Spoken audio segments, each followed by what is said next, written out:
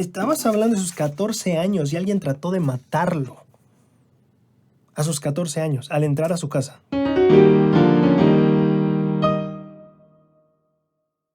Mi estimada gente, mis queridos buscadores de tesoros, qué maravilla tenerlos una vez más por aquí. Hoy en este capítulo de Doctrina y Convenios 2 y también de la segunda parte de José Smith Historia, vamos a aprender acerca de las experiencias y aprendizajes que tuvo José que le ayudaron a desarrollarse espiritualmente hacia el profeta que llegó a ser. 2. Vamos a aprender acerca de lo que Moroni le enseñó en sus visitas, algunas perlas escondidas. Y 3. Vamos a aprender ¿qué tiene para nosotros? ¿Qué lecciones tiene eso para nosotros hoy en día? Así que bienvenido a un episodio más de Tesoros en las Escrituras. Antes de comenzar, nuevamente quiero agradecer a todas las personas que han compartido su versículo de poder conmigo. Ha sido una experiencia fascinante el poder aprender de ustedes. Una cosa que me di cuenta viendo el primer video de esta sección de Ven, sígueme de Doctrina y Convenios, me di cuenta que no expliqué muy bien la dinámica de los versículos de poder. La idea del versículo de poder es, claro, que escojamos nuestro versículo que nos fortalezca y nos llene de esa espiritualidad, pero la idea de que lo compartan conmigo es no solo que me digan cuál es, sino que expliquemos el por qué es nuestro versículo de poder.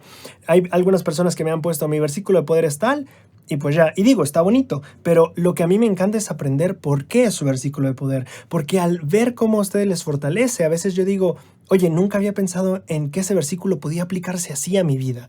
Y eso es lo que me encanta de interactuar con ustedes y de la dinámica del versículo de poder. Así que durante esta semana agradeceré mucho a los que estén compartiendo conmigo su versículo y no olvides que también la idea es decir el por qué, así como yo lo hago al final del video. Muy bien, sin más que hablar por ahora, quiero que platiquemos un poquito de José Smith Historia. En este caso no va a haber contexto histórico porque es el mismo contexto histórico que vimos en el video de la semana pasada. Lo que sí quiero que empecemos es que vayamos directo a José Smith Historia y aprendamos un poquito de lo que pasa. La vez pasada nos quedamos un poquito en la primera visión, en que él ya había visto al padre y al hijo y que al contar su historia, pues no, la gente no, como que no le interesó mucho, ¿no? Vamos a empezar este análisis en José Smith Historia 1:28. Y José Smith cuenta más o menos ahí, dice, durante el tiempo que transcurrió entre la ocasión que vi la visión y el año 1823, habiéndoseme prohibido unirme a las sectas religiosas del día, cualquiera que fuese, teniendo pocos años y perseguido por aquellos que debían haber sido mis amigos y haberme tratado con bondad, y que si me creyeran engañado, debieron haber procurado de una manera apropiada y cariñosa rescatarme.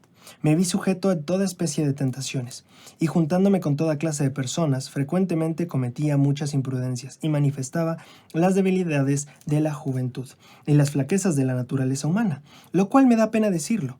Me condujo a diversas tentaciones, ofensas a la vista de Dios.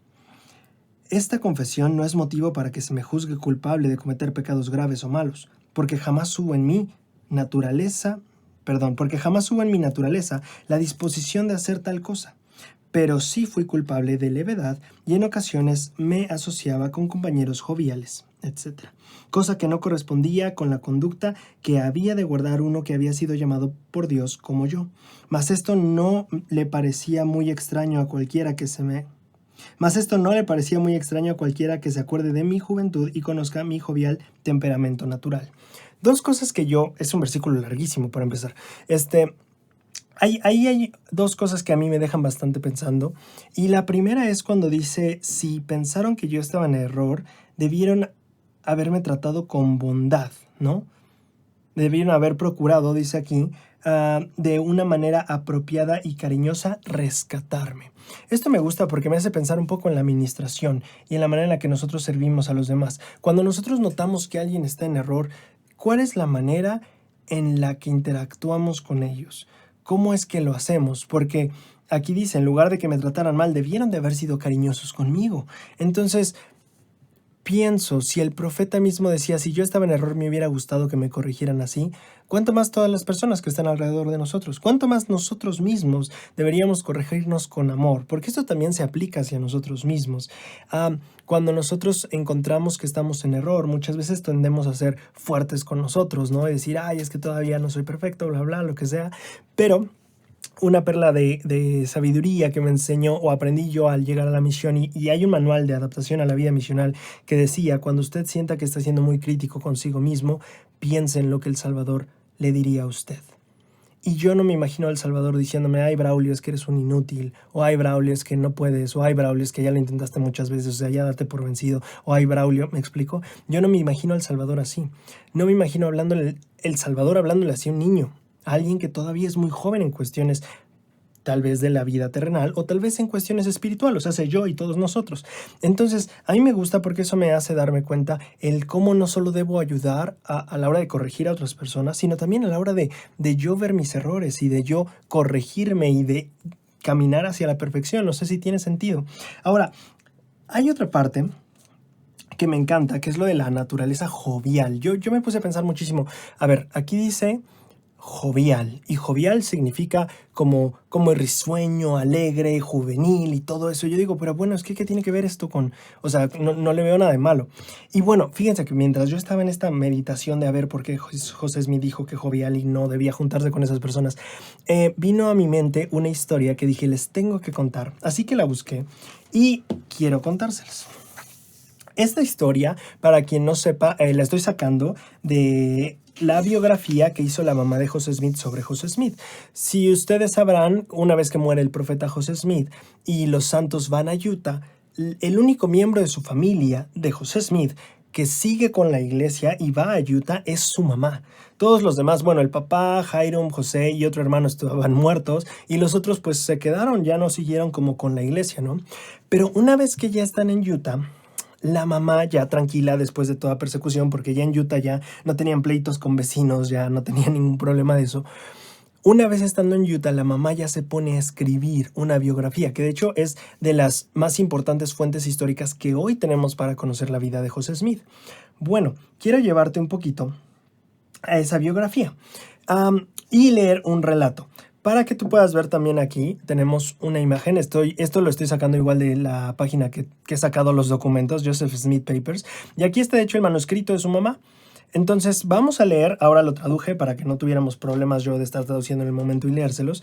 Y quiero que mediten un poquito, esto es lo que me vino a la mente cuando yo estaba pensando en José Smith, actitud jovial, jóvenes, metiéndose en relajo y todo eso. Pero vamos a ver si tiene tal vez otra interpretación también. Dice aquí la mamá de José Smith. A la edad de 14, un incidente ocurrió, el cual nos alarmó mucho, puesto que no sabemos la causa de este. Aparte, como José era un niño notablemente tranquilo y de buena disposición, no sospechábamos que alguien tuviera algo contra él. Una noche, él estaba fuera haciendo un encargo, y mientras estaba cruzando la puerta del jardín al regresar, una pistola fue disparada en su camino, con la evidente intención de dispararle. José saltó a la puerta, muy asustado.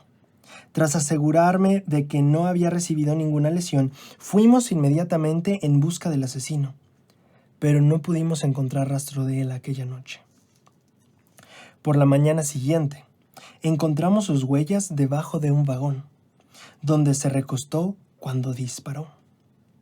Y aún más, las balas que salieron disparadas por su arma estaban alojadas en la cabeza y el cuello de una vaca que estaba parada enfrente del carro en un rincón oscuro.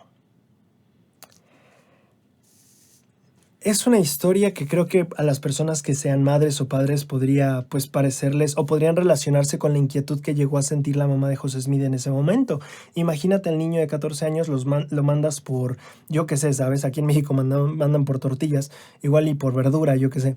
Y entonces cuando regresa del encargo en la noche, ya cuando está por llegar a casa, se escucha un balazo.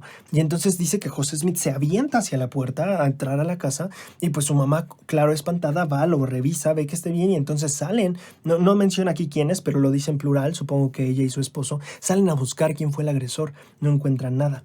Pero la mañana siguiente, pues encuentran las marcas en el suelo, o sea, del cuerpo recostado, ahí escondido atrás de un carromato, de un carro, y encuentran las balas, pues en el cuello y en la cabeza de una vaca, ¿no? Entonces, Este incidente, dice Lucy Mack Smith, como nos intrigó muchísimo, nos preocupó, no sabíamos ni quién tendría esa disposición con José, ¿no? Y aquí yo no voy a interpretarlo, porque aquí pues este es el evento, ¿no? No tiene más contexto, no tiene más historia. Por un lado, podríamos incluso relacionarlo con lo que leímos ahorita en José Smith Historia, es que se metía en rollos, ¿no? O sea, era todo un loquillo, dicen por ahí ahora, y pues se metía en rollos juveniles que pues no estaban bien. Pero pues también por otro lado podría ser la interpretación de, bueno, por ahí el adversario hacía su trabajo y todo eso. Entonces no le voy a dar yo una interpretación, quería compartírselo con ustedes porque es una evidencia por lo menos sí clara para mí que la vida del profeta no fue del todo tranquila, vamos, o sea, no pasaron la visión a los 14 años y de ahí hasta los 17, tranquilo Moroni, no, o sea, la vida del profeta fue agitada desde el inicio. El año pasado, en nuestro primer capítulo de Tesoros en las Escrituras del Libro de Mormón, de hecho veíamos el día o el evento en el que José Smith fue llevado a la corte por cargos de fraude. Si lo quieres ver, te lo voy a dejar por aquí. Eso fue en 1826, todavía mucho tiempo después de esto que estamos viendo. Pero me ayuda a mí a darme cuenta que la vida, estabas hablando de sus 14 años y alguien trató de matarlo. A sus 14 años, al entrar a su casa, viniendo de un mandado, alguien le disparó a José. Entonces, se los quería compartir porque me ayuda a mí a recordar que la vida del profeta no fue sencilla y cómoda y súper tranquilita desde sus 14 años, ¿no? Ya con esto en mente de las dificultades que tuvo la vida de José, quiero que pasemos un poquito a analizar ahora sí las enseñanzas que tiene para nosotros José Smith Historia. Hay una conversación en lo que vamos a leer en esta semana en Ven Sígueme entre José y Moroni, porque es la visita que Moroni le hace a José en medio de la noche y todo esto, después de que José se arrodilla a orar.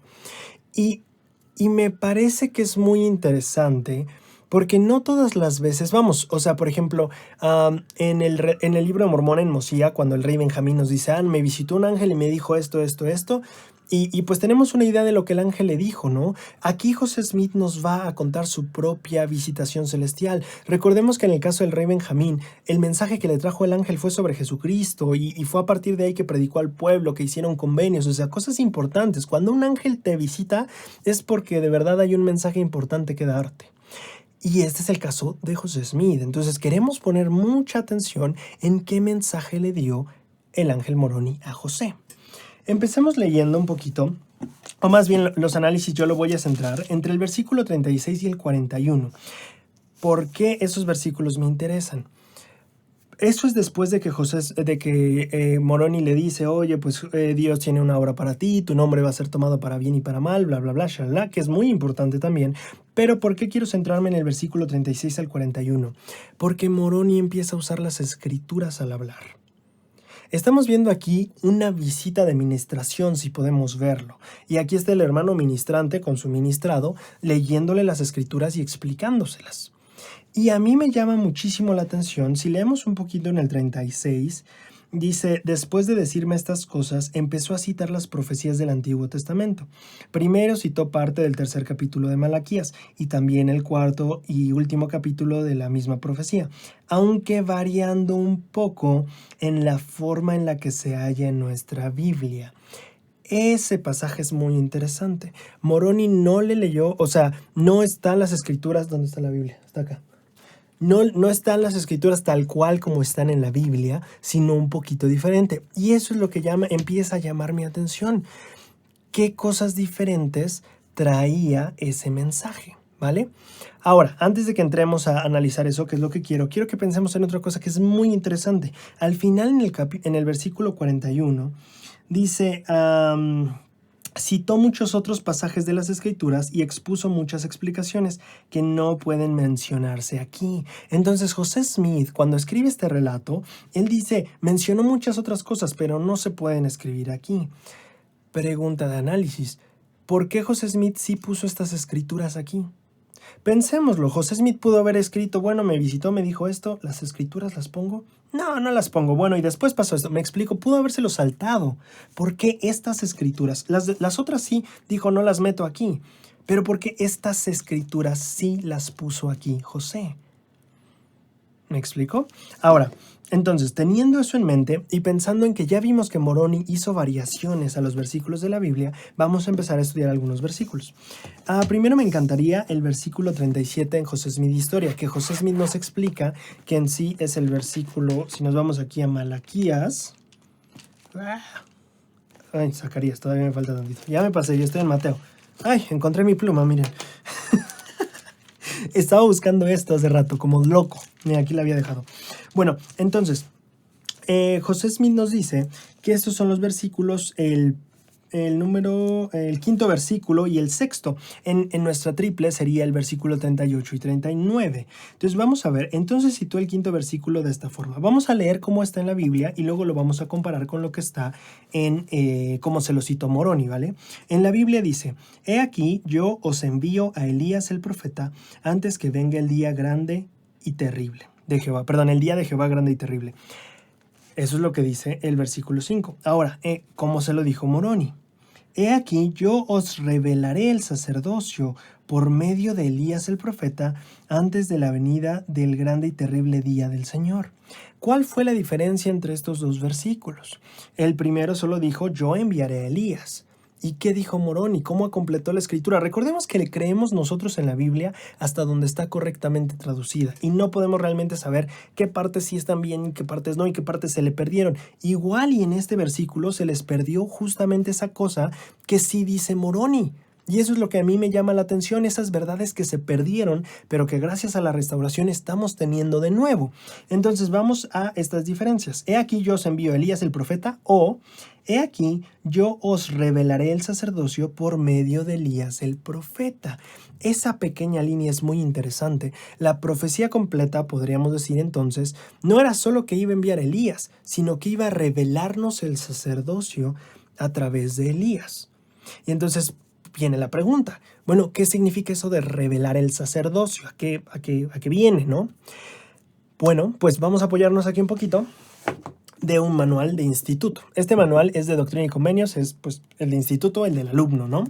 Vamos a ir a las primeras páginas, justamente, ay, me perdí, aquí está.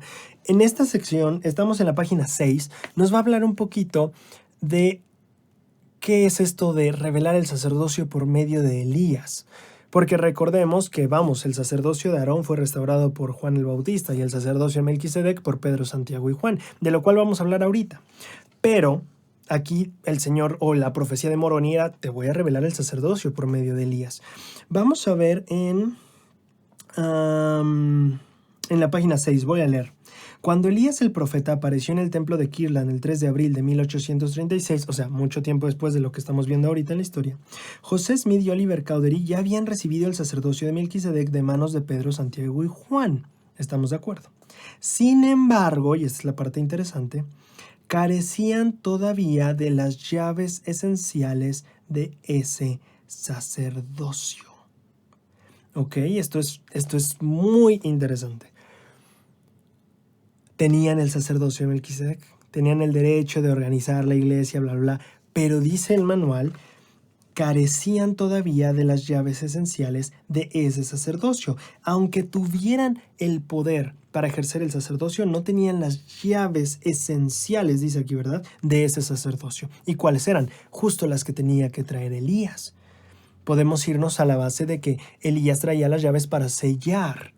Lo que atamos en la tierra se ata en los cielos, sellar a las familias por tiempo y eternidad. El sellamiento también de las promesas, leyendo un poquito el manual, nos habla también de que todas las bendiciones deben ser selladas, es decir, de que no solo sean válidas aquí en la tierra, sino allá también. Y entonces habla de que ese poder fue el que restauró Elías. Ese poder del sacerdocio que se va a hacer efectivo, o sea, porque no solo el sacerdocio sirve para que aquí puedas presidir la iglesia, para que aquí se puedan organizar estacas, que sirve para eso también, pero de lo más importante, o aquí la plenitud de las llaves, o las llaves esenciales, como lo dice el manual, tiene que ver con que las bendiciones, las promesas, los convenios que hacemos aquí en la tierra sigan y se perpetúen por la eternidad, ¿no? Y entonces eso es lo que Moroni le explicaba a José. Se va a revelar el sacerdocio por medio de Elías el profeta. Y qué interesante versículo y qué interesante el podernos poner a comparar y decir, mira, aquí se perdió esta parte de la profecía. Me parece fascinante que una de las cosas que Moroni le enseña a José en ese primer encuentro es, vamos a restaurar el sacerdocio, con todo su poder, con toda su autoridad y con todas las llaves necesarias aquí en la tierra. Ahora, pasamos al versículo siguiente, que también me parece bastante interesante. Vamos a leer el 6 de Malaquías, que es Malaquías 4. Ahí lo dice José Smith, en el texto, cuáles son los versículos. Malaquías 4:6 y vamos a leer José Smith Historia 1:39. Malaquías dice, Él hará volver el corazón de los padres hacia los hijos y el corazón de los hijos hacia los padres, no sea que yo venga y hiera la tierra con maldición. Todos los que han hecho historia familiar y más los consultores, estas se la saben de memoria, ¿verdad? Es la citadísima para hablar de historia familiar. Bueno, aquí me parece interesante. Vamos a recordar, dice, Él hará volver el corazón de los padres hacia los hijos y el corazón de los hijos hacia los padres. Pero Moroni hizo una variación en este versículo también. ¿Cuál fue? Dice aquí, y Él plantará en el corazón de los hijos las promesas hechas a los padres. Y el corazón de los hijos se volverá hacia los padres. ¿Cuál es la diferencia? Malaquías en la Biblia nos dice el corazón de los hijos, dice primero. No, el corazón de los padres se va a volver hacia los hijos. Pero en el Moroni, cuando la cita, dice, Él plantará en el corazón de los hijos las promesas que se hicieron a los padres. Esa es una variación súper interesante. ¿En qué sentido Elías y lo que restauró está plantando en el corazón de nosotros, los hijos, las promesas que les fueron hechas a los padres?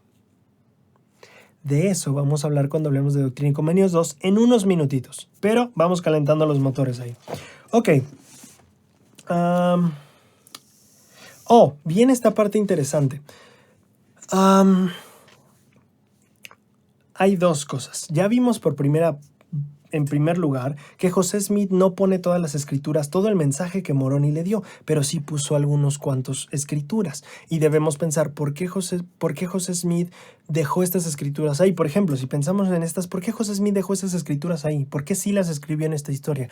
Bueno, tal vez quería que nos enteráramos nosotros que Elías iba a ser el medio para restaurar o revelar nuevamente el sacerdocio, y también, por otro lado, que la obra de Elías no era solo que el corazón de los hijos se volviera a los padres y los padres a los hijos, sino también tenía que ver con que las promesas de los padres llegaran a plantarse en el corazón de los hijos. ¿Por qué José Smith quería que supiéramos eso? Esa es la pregunta genial de análisis.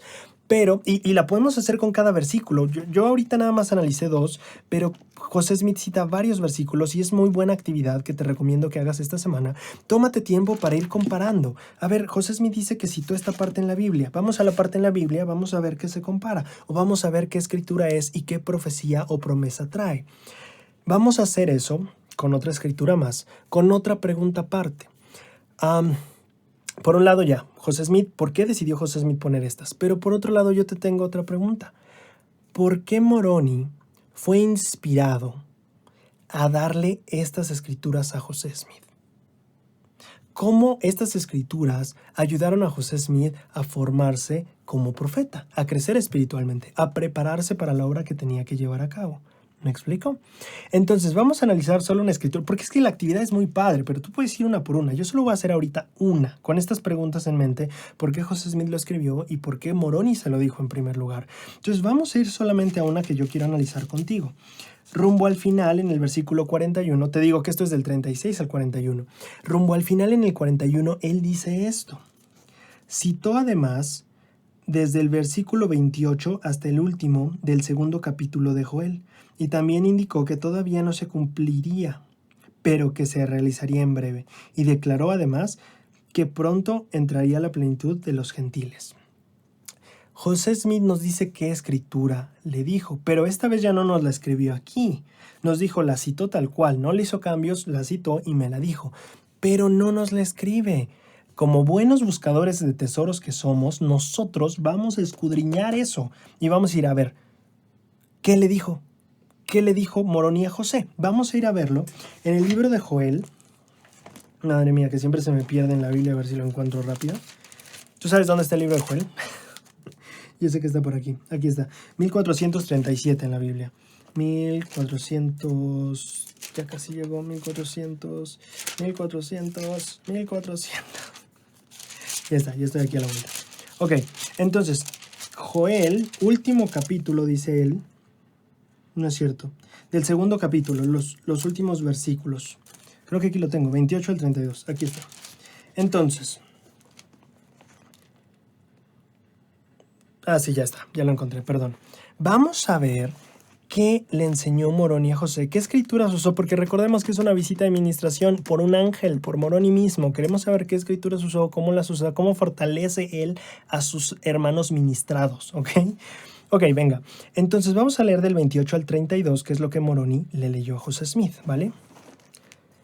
Dice, y acontecerá que después de esto derramaré mi espíritu sobre toda carne, y profetizarán vuestros hijos y vuestras hijas. Vuestros ancianos soñarán sueños y vuestros jóvenes verán visiones. Y también sobre los siervos y sobre las siervas derramaré mi espíritu en aquellos días. Y haré prodigios en el cielo y en la tierra, sangre y fuego y columnas de humo. El sol se convertirá en tinieblas y la luna en sangre, antes que venga el día grande y terrible de Jehová. Y sucederá que todo aquel que invoque el nombre de Jehová será salvo, porque en el monte de Sión y en Jerusalén habrá salvación, como Jehová ha dicho, y entre los sobrevivientes a los que Jehová ha llamado. ¿Cómo pudieron o cómo estas palabras llegaron a fortalecer a José Smith? ¿Por qué Moroni se las diría? Y yo creo que Moroni estaba poniendo en contexto a José sobre lo que iba a pasar. Recordemos que Moroni empezó diciendo, hey, Dios tiene una obra importante para que tú la hagas. Y entonces parece ser que las escrituras que está citando aquí apoyan ese mensaje. Oye, José, estas profecías van en serio. Yo me imagino que José Moroni estaba tratando de aclararle, mira, José, esto que te está pasando aquí, esta visitación celestial, esta visión, no son para que, vamos, las cuentes a unos amigos ahí en el canal de las noticias interesantes los viernes por la noche. Es porque estamos haciendo una obra genial y gigante. Estas profecías dieron sustento al mensaje de Moroni diciendo, hey, esto que está aquí es lo que está a punto de pasar. Esta es la obra a la que te estoy llamando. Esta es la hora en la que queremos que hagas. Esto que suena tan genial y dices, órale, vamos a profetizar y el espíritu y todo se derramará. Vamos, el espíritu se va a derramar y vamos a ver prodigios y todo eso. Esa obra, José Smith, le estaba diciendo Moroni, esa obra es la que queremos que hagas. Recordemos que tenía 17 años. Moroni tenía que dejarle bien claro. Era bastante joven. O sea, piensa en cómo pensabas tú a los 17 años. Yo me acuerdo y digo, es que todo me pasaba por aquí, ¿no? O sea, me valía mucho la vida. Bueno, no tanto, pero más o menos. Y entonces Moroni le está dejando claro, esto es la obra de Dios, la restauración de la plenitud de los tiempos. Esto va en serio, es una obra importante. Ahora, aparte de eso, yo quiero que leamos unos comentarios que el Elder Holland hizo justamente sobre esta escritura que José Smith recibió de Moroni, ¿vale? Este papel que trae el de la historia de M. Smith, de Lucy Mack Smith que les leí, y esto que voy a leer ahorita del Elder Holland, lo voy a dejar en la descripción para que puedan descargarlo en caso de que ustedes quieran leerlo con calma en sus casas. También es una traducción que yo hice y espero esté libre de error. Pero como dice Moroni, si tiene errores, no juzgues a Dios, juzga a los hombres, son errores humanos. Porque, pues bueno, es que no siempre uno puede ser perfecto. Bueno, entonces, el Elder Holland en 1983 da un discurso a los jóvenes de BYU. En este tiempo, él era, no iba a decir profeta, él era, ¿cómo se dice? Director, presidente de BYU, allá en Provo, junto con su esposa. Y entonces, en un mensaje de Año Nuevo, es la idea de darles como ánimo y fuerza a los estudiantes. Él incluye un poquito de esto que estamos estudiando de José Smith y la interacción que tuvo con Moroni, específicamente estos versículos de Joel. Así que vamos a ver qué es lo que dice él. No es insignificante, dice él, que temprano en esta vida mortal a José Smith se le enseñara esta lección 3 veces en una misma noche y una vez más a la mañana siguiente. Esto es importante porque recordemos que estas escrituras se las volvió a citar. Entonces, vamos a ver, un ángel llega y te cita una escritura. Es una escritura importante. Ahora, el ángel vuelve otra vez y te la cita otra vez. Es una escritura muy importante. El ángel vuelve otra vez y te vuelve a citar esa escritura. Es una escritura muy, muy, muy importante. Pero a la mañana siguiente vuelve y te la cita otra vez. Vamos, esto es de urgencia. Esto es de que de verdad te tiene que entrar en la cabeza.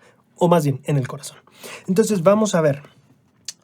Moroni le dijo: y acontecerá que después de esto derramaré mi espíritu sobre toda carne, y profetizarán vuestros hijos y vuestras hijas, lo que ya leímos. Vuestros ancianos soñarán sueños y vuestros jóvenes verán visiones, y también sobre los siervos y sobre las siervas derramaré mi espíritu en aquellos días. Dice el Elder Holland, soñando sueños y viendo visiones. El espíritu del Señor sobre toda carne, hijos e hijas, ancianos y jóvenes, siervos y siervas. Tal vez me equivoque, pero no puedo imaginar un versículo del Antiguo Testamento, de cualquier tipo, que pudiera haber ayudado más a este joven profeta. Él estaba siendo llamado a la batalla de su vida, por la vida misma, o al menos por su verdadero significado y propósito. Este joven, José Smith, sería llevado, cazado y acosado. Sus enemigos lo arremeterían y ridiculizarían. Vería a sus hijos morir y su tierra perdida, y su matrimonio estremecerse.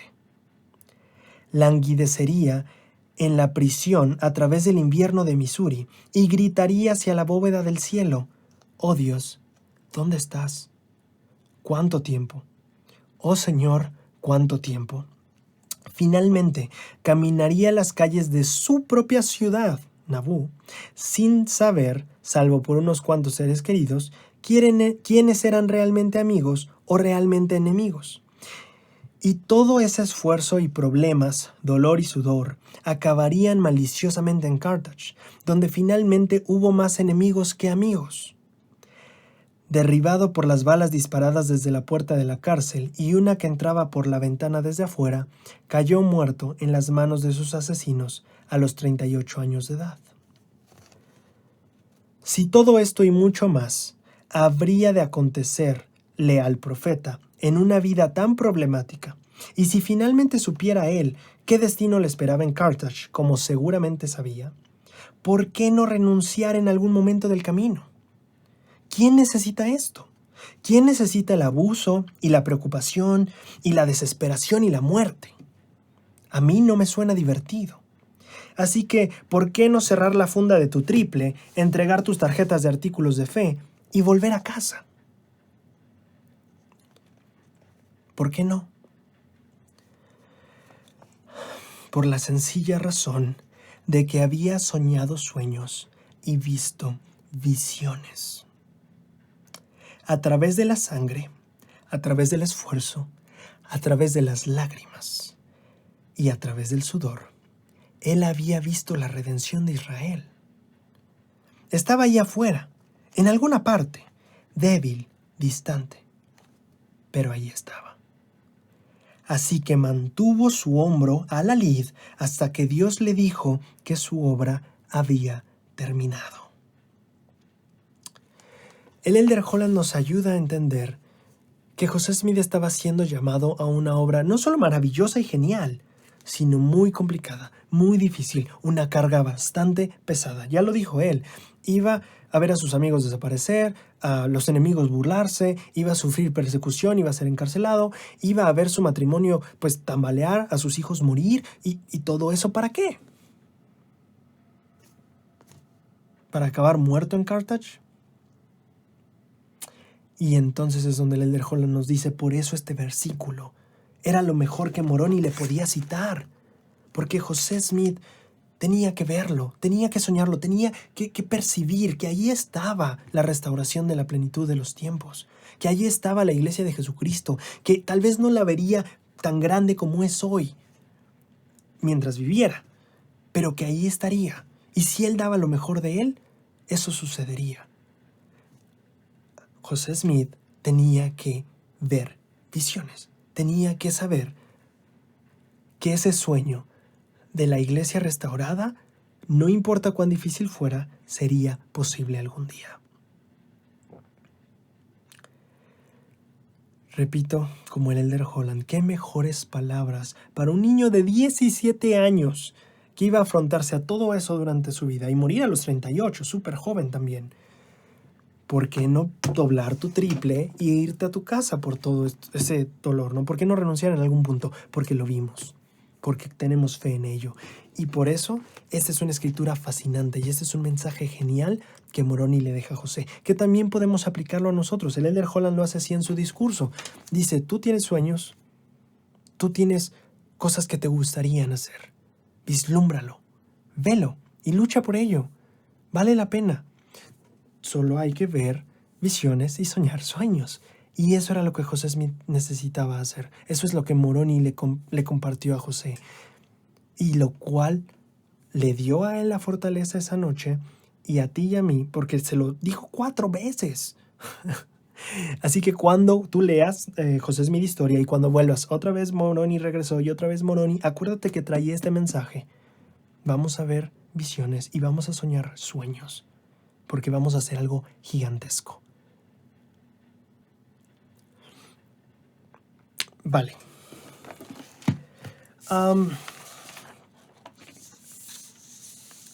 Quiero hablar ahora un poquito de Doctrina y Convenios 2. Doctrina y Convenios 2 no es una sección que sea una revelación dictada. ¿A qué me refiero? Cuando nosotros vamos a leer muchas por ejemplo, Doctrina y Convenios 1, ya vimos nosotros, José Smith ora, le empieza a llegar la revelación y alguien empieza a escribir. Fue una revelación dictada por el Señor. Bueno, José Smith la dictaba ya físicamente, pero le venía la voz de inspiración, José Smith la dictaba y alguien la escribía. Hay unas cuantas secciones en Doctrina y Convenios que no son revelaciones dictadas, tal cual con este modelo. José Smith recibe, dicta, alguien escribe. Doctrina y Convenios 2 es el caso de una de estas escrituras, donde no es una revelación tal cual dictada. Lo que pasa es que esos mismos versículos que de hecho ya medio empezamos a analizar, que alteró o que Moroni lo citó diferente de la Biblia, eso es lo que es Doctrina y Convenios 2, ¿vale? Esta sección de hecho fue agregada por Orson Pratt en 1876 bajo la dirección de Brigham Young. Quiero que la leamos y que escudriñemos un poquito de ella, ¿vale? Entonces, Doctrina y Convenios 2. Es una sección cortísima, por cierto, ¿eh? No creo que nos va a costar leerla. Son 2 versículos. Dice aquí, he aquí, yo os revelaré el sacerdocio por conducto de Elías el profeta, antes de la venida del grande y terrible día del Señor. Y él plantará en el corazón de los hijos las promesas hechas a los padres, y el corazón de los hijos se volverá hacia los padres. De no ser así, toda la tierra sería totalmente asolada a su venida. Bueno, mira, eran 3 versículos, yo me equivoqué. Vamos a ver. Lo que dejamos pendiente hace ratito era lo de las promesas de los padres se plantarán en el corazón de los hijos y entonces el corazón de los hijos se volverá a los padres. Claro que suena muy bonito cuando la leemos de la Biblia de que pues el corazón de los padres se volverá a los hijos y los hijos a los padres. Eso quiere decir que nos amaremos mucho mutuamente y está bonita la escritura. Pero esta versión como más completa que nos da Moroni es muy interesante. ¿De qué promesas nos habla? ¿Qué promesas son las que se dieron a los padres que se plantarán en nuestros corazones? Hay 2 interpretaciones muy interesantes que nos ayuda y nos da el manual de Doctrina y Convenios. Una vez más vamos a citarlo un poquito. En el capítulo, justamente, en la página 7 creo que es esta vez. En la página 7 encontramos 2 comentarios. El primero es de Joseph F. Smith. Sí. Y dice lo siguiente, ¿vale? Los padres son nuestros antepasados. Ojo ahí. Recuerda, la escritura dice, las promesas de los padres se plantan en nuestros corazones. ¿Cuáles son esos? ¿Quiénes son esos padres? ¿Cuáles promesas? Dice Joseph F. Smith. Los padres son nuestros antepasados fallecidos, los que murieron sin el privilegio de recibir el evangelio, pero que han recibido la promesa de que llegará el momento en que se les concedería ese privilegio. Los hijos son los que ahora vivimos, los que estamos buscando y preparando información genealógica y efectuando vicariamente las ordenanzas en los templos. La profecía, de acuerdo aquí como nos da la interpretación Joseph F. Smith, tiene que ver con nuestros padres literales que no pudieron tener el Evangelio, pero que se les ha hecho la promesa de que podrán aceptarlo en el mundo de los espíritus, porque la obra vicaria se ha restaurado aquí en la tierra. Esa es la promesa que se les hizo a ellos, nuestros padres, nuestros antepasados, abuelitos, tatarabuelos. Y esa promesa de que ellos algún día podrán tener el Evangelio se siembra en nuestros corazones. Y entonces, ¿qué pasa? Nuestros corazones se voltean hacia ellos en amor. Y ahí viene toda esta parte de la obra, ¿no? Es bellísima la interpretación. Ahora, esa es una. Vamos a ver la segunda interpretación que también considero que es muy bella. Aquí ya no es un apóstol, aquí es el manual nada más. Y dice: Abraham y otros de la antigüedad recibieron promesas del Señor en cuanto a una recompensa de exaltación por su fidelidad a los convenios que habían hecho con él. Se espera que los corazones de los descendientes de Abraham se vuelvan a sus antepasados y deseen las mismas bendiciones para sí y para sus seres queridos. De otro modo, la tierra sería destruida. Entonces, por un lado tenemos lo que nos decía Joseph F. Smith, que es: a nuestros antepasados ya fallecidos se les ha hecho la promesa que pueden recibir el Evangelio, y entonces eso se planta en nuestros corazones y nosotros por amor les ayudamos. Esa es la promesa, ¿no? La interpretación. La otra que nos trae el manual es que a nuestros padres, hablando a nivel evangelio, religión y descendencia abrámica, a Abraham, a Noé, a Isaac, a Jacob, a todas estas personas se les hicieron promesas. Y esas promesas que se le hicieron a esos padres pueden sembrarse en nuestros corazones. Las promesas de exaltación, de matrimonio eterno, de la plenitud del evangelio, del sacerdocio para justamente ligar familias, todas esas bendiciones abrámicas. ¿Cómo se dice? Descendencia, ¿no? También es una promesa abrámica, y la otra es poseer la tierra. Esas promesas también se pueden sembrar en nuestros corazones. ¿Cuáles son las cosas que Dios le prometió a Abraham, que le prometió a Noé, que le prometió a todos estos profetas de la antigüedad? Bueno, esas promesas se pueden plantar en tu corazón, y entonces tú puedes buscarlas. Y claro que nuestro corazón, cuando sabemos que tenemos la bendición de, no sé, el Evangelio, por ejemplo, debido a que Dios se lo prometió a Abraham y Abraham lo obtuvo esa promesa por su rectitud, claro que a mí me encantaría tener esas promesas, pero también mi corazón se vuelve a Abraham en gratitud y amor, porque por su fidelidad somos todos nosotros bendecidos. ¿Tiene sentido? Bien. Esas son interpretaciones bellísimas de ese versículo de las Escrituras. Una tiene que ver con la obra genealógica y la otra tiene que ver con los convenios hechos a través de los profetas. Las dos muy interesantes de explorar. Mira, ya estamos llegando al final de este capítulo. Y como el final, quiero compartirles dos historias de la restauración y que tienen que ver con lo que estamos estudiando ahorita de José Smith. Cuando José Smith despierta al día siguiente, bueno, no despierta porque estuvo toda la noche hablando con Moroni. Cuando José Smith ya se levanta y empieza a hacer las cosas, recordarán ustedes que pues se cansa, vamos, y su papá le dice: oye, ¿estás bien? No, que ando muy cansado. Ah, bueno, vete a la casa, ¿no? Descansa. Y cuando está yendo y cruzando la cerca, creo, pues se cae, se desmaya. Y cuando se despierta, está Moroni. Y ahí es cuando le vuelve a repetir las escrituras y todo el mensaje, ¿no?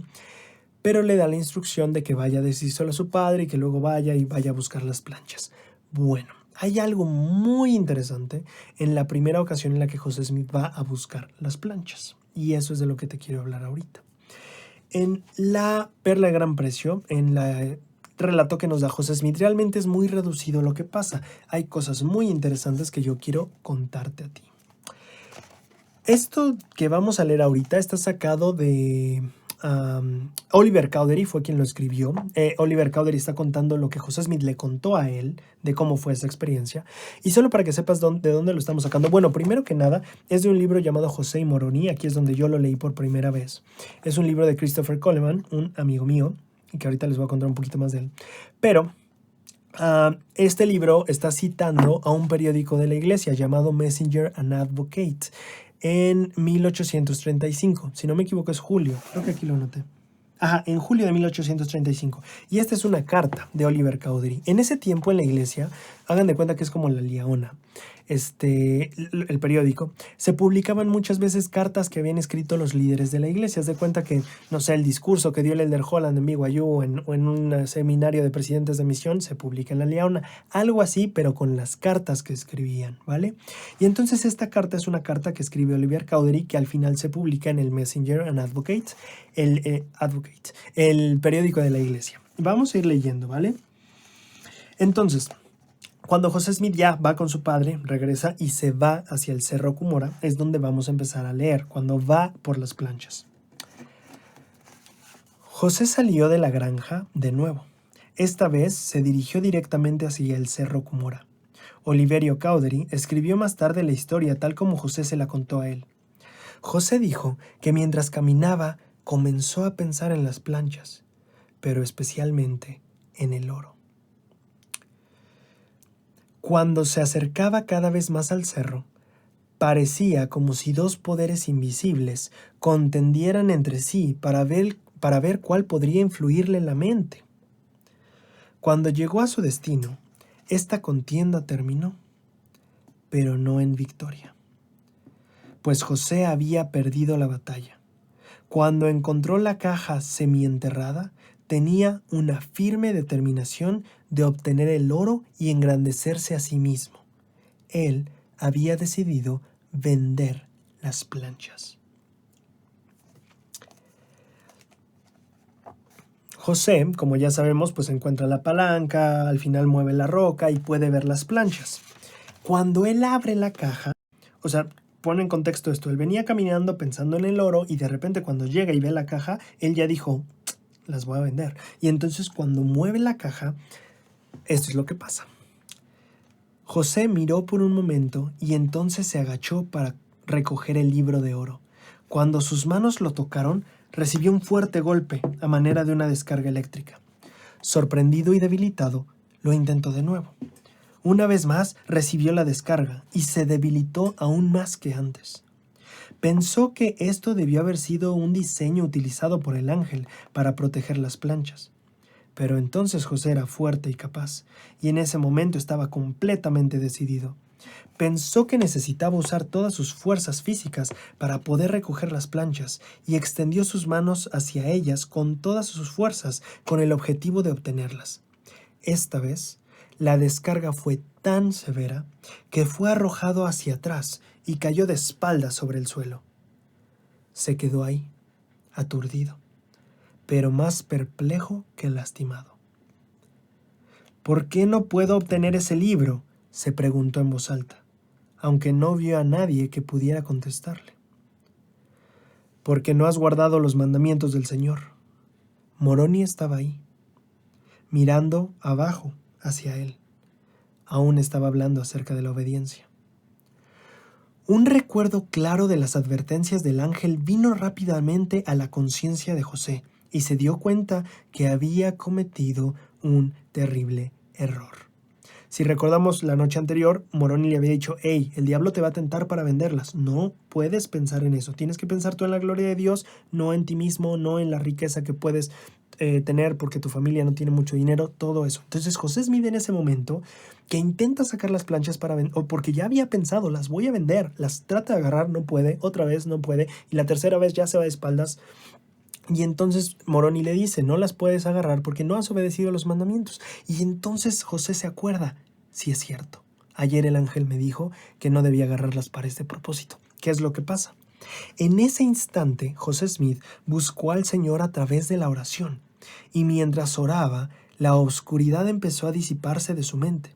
Y su alma volvió a iluminarse de la misma manera que la noche anterior. Y él fue lleno del Espíritu Santo. Y de nuevo, el Señor manifestó su condescendencia y misericordia. Los cielos fueron abiertos, y la gloria del Señor lo rodeó de resplandor y descansó sobre él. Mira, mandó el ángel. José tuvo una visión de sí mismo, en la que se vio caminando hacia el cerro unos minutos antes.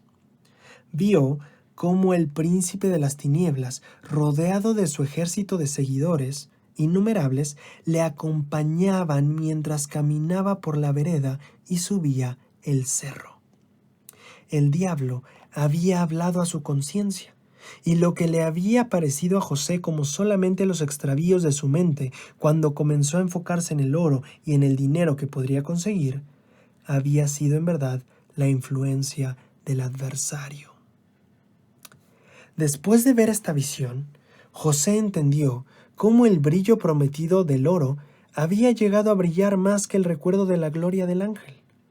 Moroni le explicó: todo esto se te muestra, lo bueno y lo malo, lo santo y lo impuro, la gloria de Dios y el poder de las tinieblas, para que conozcas desde ahora en adelante los dos poderes y nunca seas influenciado o superado por aquel ser maligno.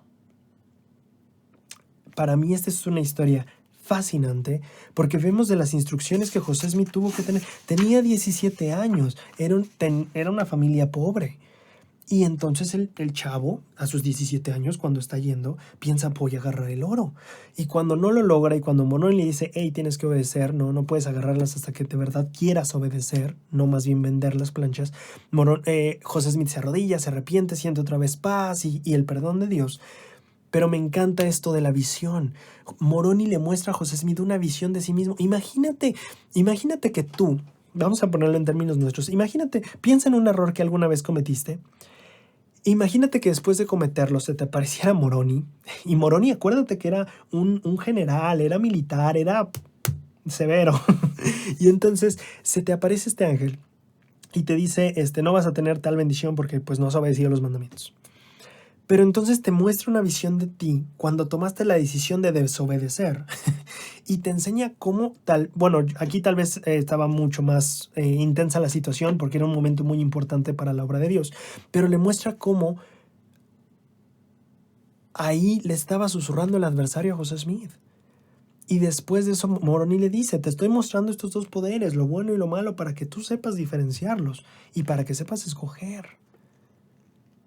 Es una experiencia que a mí me parece fascinante. Creo que cada uno de nosotros, si miramos hacia atrás, buscando entender las influencias que nos llevaron, y esto es lo que nos deja la experiencia, podemos hasta cierto punto hacer lo mismo que hizo José. Podemos voltear un poco hacia el pasado y decir, a ver, Braulio, ¿qué influencia estaba siendo la que te traía estos pensamientos? ¿Eran pensamientos virtuosos que venían de Dios? ¿Sentías paz en tu corazón? ¿O había duda, inquietud? Todos estos sentimientos tal vez más como por el rango negativo. ¿Qué influencia estaba? Y podemos analizar en perspectiva, así como José Smith a sus 17 años tuvo que plantearse y decir, oye, esta decisión la había tomado por la influencia del adversario, pero no puedo tomar así decisiones. Así nosotros también podemos voltear atrás hacia nuestra vida y decir, a ver, esta decisión estuvo por buena influencia, esta no, y así pulirnos, porque José Smith así fue como empezó a entender por qué influencia debía dejarse guiar. Así fue como José Smith lo supo y así es como nosotros podemos llegar también a saber cómo dejarnos guiar plenamente por la influencia de Dios. Ahora, vamos a otra última historia que quiero contarles que tiene que ver también con esto de José Smith historia. Pero antes de eso, voy a preguntarte, ¿vale? Yo te voy a hacer la pregunta. ¿Cómo se restauró el sacerdocio de Aarón? Ok, Oliver Cowdery y José Smith, si te sabes la historia, tenían la duda del bautismo, van al río, ¿fue Susquehanna? Ahí ya no me acuerdo el nombre del río. Se arrodillan, oran y se aparece Juan el Bautista, les da les impone las manos, les manda a bautizarse, ordenarse mutuamente, tan. ¿Cómo se restaura el sacerdocio de Melquisedec? Bueno, lo que sabemos es que Pedro, Santiago y Juan se les aparecen y les imponen las manos. Pero pregunta, ¿eso es todo lo que sabemos? ¿O eso es todo lo que regularmente los miembros promedio como somos sabemos? Y ahí viene la parte cool. Porque hay una historia fascinante sobre cómo es que se restaura el sacerdocio de Melquisedec y que creen está en este libro. Así que, primero que nada, un buen reconocimiento a Christopher Coleman, quien fue que escribió este libro y quien nos ha dado excelentes referencias a documentos del tiempo de José Smith donde está esta información. Así que yo quiero recomendarles este libro. El hermano Coleman nos hizo el favor el año pasado de regalarnos uno para regalarlos a la gente. Yo te voy a dejar, por si te interesa solamente, el link de dónde lo puedes comprar en Amazon Estados Unidos, pero si no, puedes escribirle a joseimoroni@gmail.com o buscarlo en su página de Facebook, Christopher Coleman Oficial, y le puedes preguntar sobre la existencia de libros en tu país, y ya si no, pues él te podrá poner una lista de espera, que de hecho le pregunté esta semana sobre eso, me dijo eso, que podrían comunicarse con él en caso de que estén interesados por el libro, y ya les digo yo que yo lo recomiendo, la verdad es que me gustó mucho y aprendí bastante a leerlo. Bueno, vamos a por la perla de sabiduría que va a cerrar este capítulo. Mientras lo lea yo, este relato, quiero que ustedes tengan presente lo que leímos sobre el Elder Holland, lo que nos dijo él sobre por qué Moroni le dio esta escritura de Joel, explicándole sobre tener una visión, sobre tener la perspectiva de la gran obra que estábamos logrando, porque simplemente no iba a ser sencilla, ¿vale? Entonces, ahora sí, tomando en cuenta todo eso, vamos a leer el siguiente relato. Este relato lo tenemos debido a un hermano llamado Addison Everett. Addison Everett, que llegó a ser obispo y servir en varios llamamientos, en 1882, esto es muchos años después de José Smith, es cuando John Taylor ya es el profeta de la iglesia y su consejero es Joseph F. Smith, el sobrino de José, el hijo de Hyrum Smith, ¿vale? Cuando matan a José Smith y a Hyrum, Joseph F. Smith tenía como 9 u 11 años, es decir, súper chavito. Bueno, cuando es 1882, más o menos Joseph F. Smith estará en sus 40, 50, le llega una carta de este hermano a Addison Everett, el cual le dice, oye, ¿sabes qué? Yo estuve en Nauvoo, yo viví ahí un tiempo. Y yo estuve cuando José Smith daba sus discursos, y en uno de sus discursos yo estuve ahí cuando él contó la historia de cómo se restauró el sacerdocio de Melquisedec. Entonces tenemos aquí algo fascinante porque es una carta de un hermano que estuvo ahí ese día que José Smith contó cómo se restauró el sacerdocio y le escribe al sobrino de José Smith qué es lo que José Smith dijo ese día. Y es lo que vamos a leer.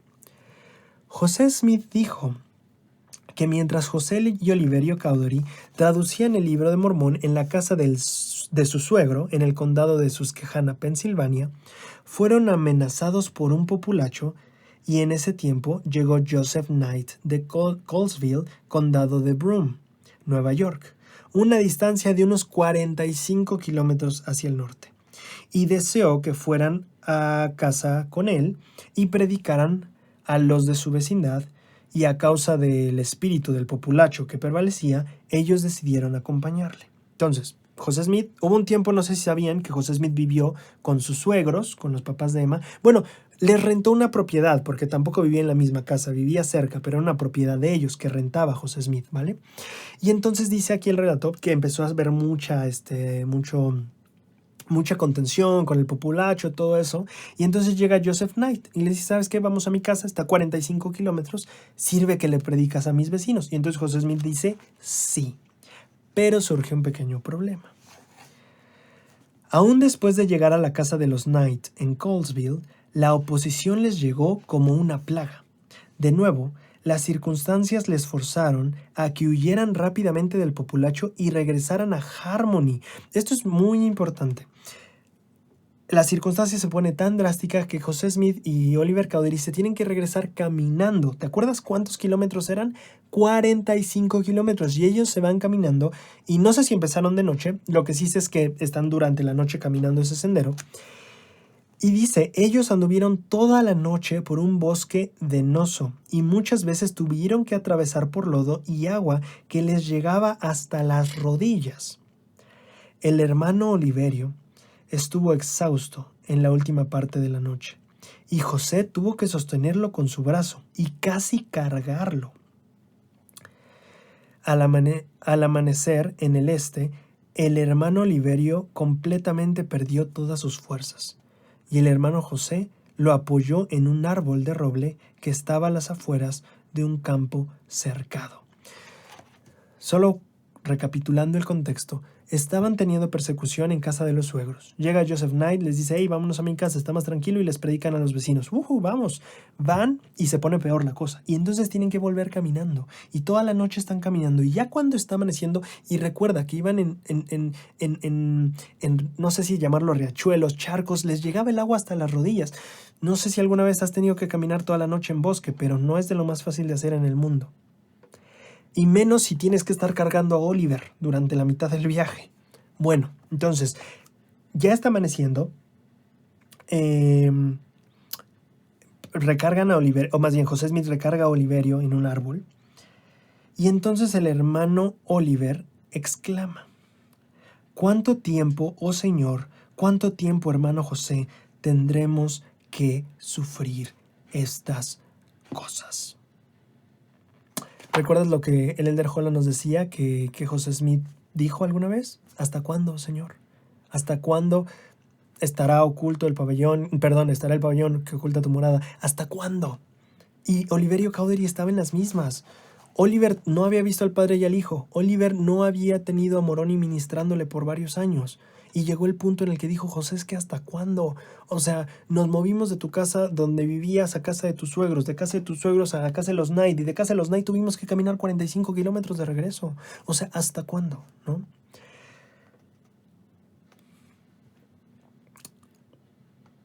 Y seguramente muchas veces hemos estado así en la vida.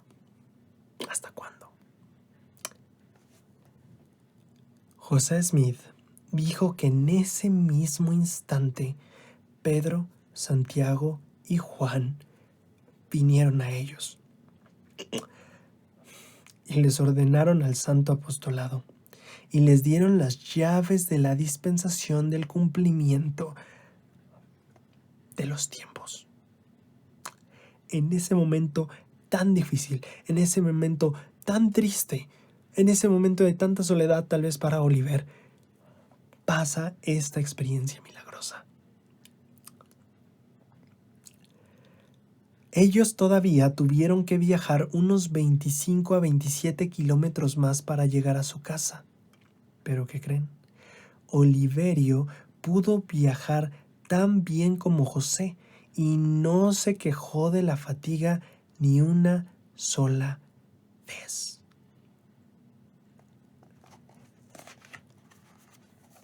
En ocasiones, cuando estemos nosotros también en dificultad, en soledad, en aflicción, después de que, oye, vamos de un lado a otro y de plano no se puede, que seguro todos hemos tenido momentos así, esta historia nos puede recordar que el Señor envía a sus ángeles. Justo hoy estaba viendo este separador, me lo encontré mientras estaba viendo el libro, de una frase del Elder Holland que dice, testifico que aún se envían ángeles para ministrarnos, para ayudarnos. Y esta experiencia es el testimonio vivo de eso. Aún se envían ángeles. Cuando los siervos de Dios estén de verdad hasta su límite, cuando digan, es que ¿cuándo vamos a parar de esto? Ahí están los ángeles de Dios. Y habrá ángeles al otro lado del velo, habrá ángeles de este lado del velo, pero lo que sí puedo decirte es que el Señor sabe dónde están sus siervos. El Señor sabe perfectamente de qué casa a qué casa han tenido que ir. El Señor sabe perfectamente cuántos pasos han tenido que caminar y todo el lodo que han tenido que cruzar, todo el dolor de la vida que han tenido que afrontar. Y Él envía a sus ángeles y nos da fortaleza una vez más. Este relato de la restauración del sacerdocio de Melquisedec nos ayuda a saber que no importa cuán solos estemos, cuán difíciles sean las circunstancias y cuán dura y oscura haya sido la noche, al empezar a salir el sol, ahí estará Él con sus ángeles para ayudarnos y ministrarnos. Ahora, para terminar todo esto, solo quiero compartirte mi versículo de poder y mi conclusión de este capítulo.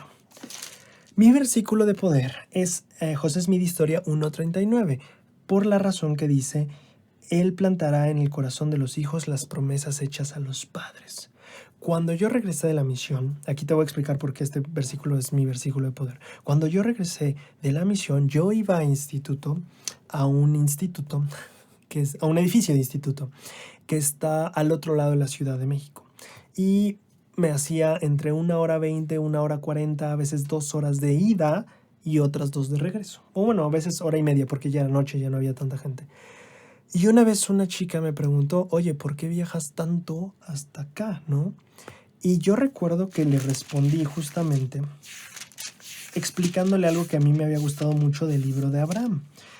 Y yo le dije: mira, aquí en el libro de Abraham dice que Abraham, hallando, les voy a leer las palabras de Abraham: hallando que había mayor felicidad, paz y reposo para mí, busqué las bendiciones de los padres. ¡Qué interesante! ¿Te gustaría llegar a ser un profeta tan poderoso y especial como Abraham? ¿Cómo empezó él? Buscando las bendiciones de los padres, justamente la promesa que está aquí escrita, que estamos viendo hoy en Ven, sígueme. Y luego dice: y el derecho al cual yo debía ser ordenado, a fin de administrarlas, habiendo sido yo mismo seguidor de la rectitud y deseando también ser el poseedor de gran conocimiento y ser un seguidor más fiel de la rectitud. Lograr un conocimiento mayor, dice también. Y entonces lo que yo le explicaba es que a mí me gustaba el sentir ese esfuerzo que yo hacía para buscar el conocimiento, para buscar la palabra de Dios, yo le decía: eso a mí me identifica con Abraham. Creo que Abraham encontró grandes bendiciones porque él buscó esas bendiciones hechas a los padres, él buscó el conocimiento que tenían los padres y entonces lo recibió. Y le digo: y así yo siento que al esforzarme, Dios me da más gozo al aprender y me ayuda a aprender más. Y por eso es que recorro media ciudad para ir al instituto, le dije. Y esta es mi escritura de poder porque ahora sigue siendo eso para mí. Aún me gusta buscar conocimiento, aún me gusta aspirar a esa promesa. El evangelio es conocimiento, el evangelio es la plenitud de la verdad. Y a mí me encanta ese conocimiento, conocer la verdad, todo lo que pueda. Todo lo que se pueda y todo lo que exista de la verdad, yo quiero saberlo. Y me identifico con esa promesa. Así como Abraham tuvo esas bendiciones, yo quiero que esas promesas que a Abraham se le hicieron se planten en mi corazón. Y por eso es mi versículo de poder.